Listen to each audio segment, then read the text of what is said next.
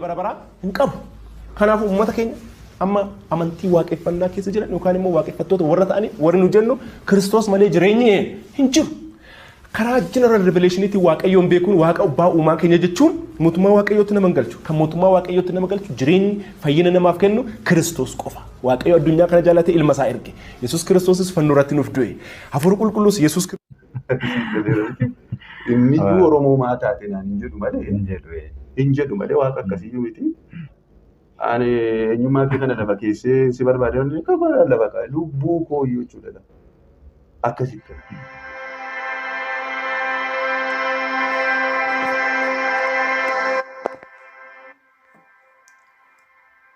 Irreecha irreeffachuun cubbuudha. Macaafni qulqulluun malkaa, tulluu, horaa fi kan kana fakkaatu irratti akka sagannuuf nu ayyama. Wangeela Yohaannis boqonnaa 4 lakkoofsa 24 kaase. Waaqayyo Abbaan Gooftaa keenya Yesuus Kiristoos ayyaana nagaa isiniif haa kennu. Jaallatamoo maatii Waaqayyoo hordoftoota Rabuunii Miidiyaa. Rabuunii Miidiyaan yeroo gabaabaa gidduutti hojii kan eegale yoo ta'u, oduu afuraa fi gabaasaalee adda addaa qabannee dhiyaanna. Kanaafuu chaanaalii Rabuunii like, share, subscribe gochuudhaan yaada keessan koomentiidhaan akka nu qaqqabsiistan jaalala Gooftaan isin gaafanna.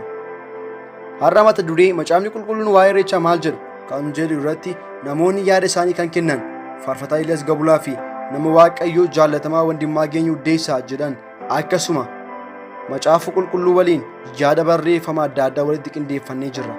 Hanga xumura qophii keenyatti nu wajjin akka turtaniif jaalala Gooftaan isin gaafanna.